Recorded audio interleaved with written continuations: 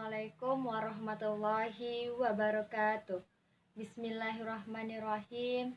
Pertama-tama marilah kita panjatkan puja dan puji syukur kita kehadirat Allah Subhanahu wa taala yang telah melimpahkan rahmatnya dan karunia-Nya sehingga kita masih dapat menghirup udara yang sangat segar ini.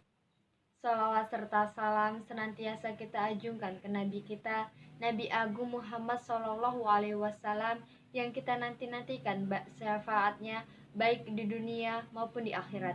Yang saya hormati Bapak Firdaus El Hadi selaku dosen pengampu mata kuliah retorika serta teman-teman seperjuangan. Perkenalkan, nama saya Putri Fitratul Afia dengan NIM 120403211604, Ilmu Komunikasi 2D UIN Suskaryau. Sebelum saya menyampaikan sebuah pidato, ada sebaiknya kita melihat sekeliling kita bagaimana penegakan hukum yang saat ini berlaku di Indonesia.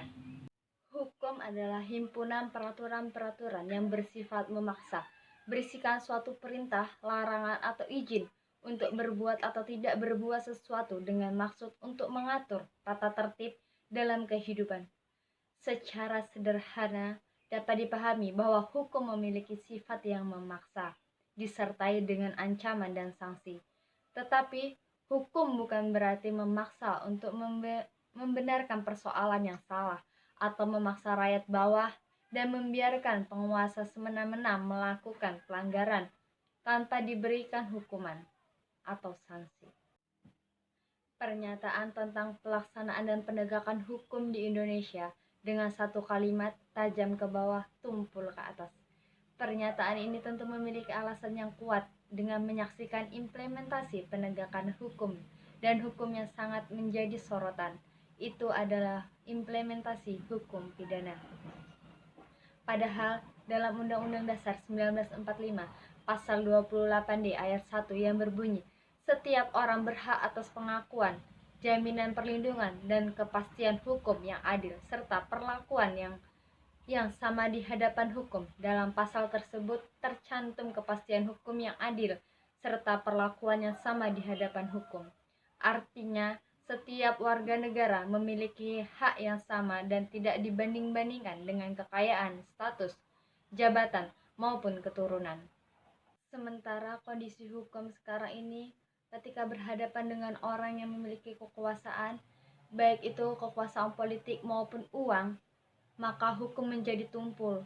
Tetapi ketika berhadapan dengan orang yang lemah, yang tidak mempunyai kekuasaan dan sebagainya, hukum bisa sangat tajam. Hal ini terjadi karena proses hukum itu tidak berjalan secara otomatis. Tidak terukur bagaimana proses penegakan hukum. Seharusnya ketika ada kasus hukum, kita bisa melihat dengan cara yang matematis. Perbuatannya apa? Bagaimana prosesnya? Bagaimana proses pembuktiannya? Bagaimana keputusannya? Kalau ini diterapkan, proses penyelesaian hukumnya pasti berjalan dengan baik. Tetapi banyak anomali yang terjadi.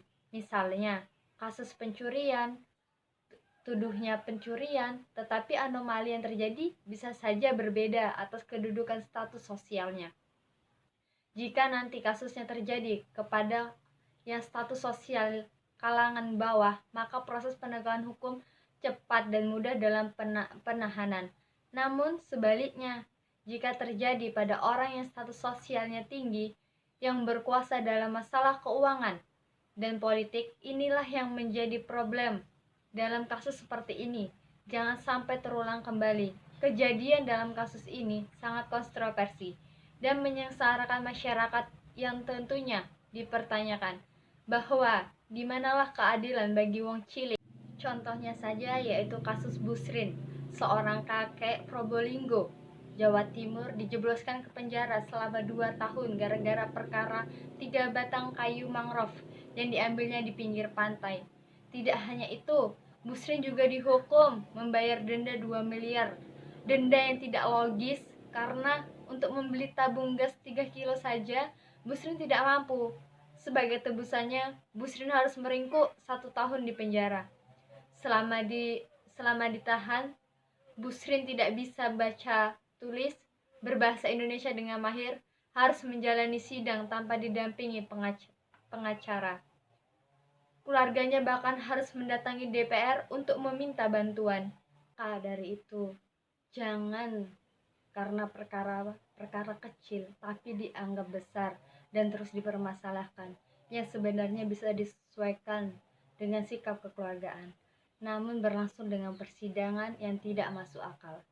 Sementara di luar sana masih banyak koruptor yang berkeliaran dengan senang dan santai menikmati uang rakyat yang acap kali disalahgunakan untuk hal yang bersifat pribadi, bukannya untuk mensejahterakan rakyat, namun malah digunakan untuk hal-hal yang membuat seseorang menderita. Penegakan hukum berbagai kasus di negeri ini acap kali mengingkari rasa keadilan yang mensengsarakan masyarakat. Diskriminasi hukum kerap dipertontonkan aparat penegak. Mungkin cukup sekian yang bisa saya sampaikan. Apabila di dalam pidato saya terdapat kata-kata yang salah, saya mohon maaf. Saya akhiri. Wassalamualaikum warahmatullahi wabarakatuh.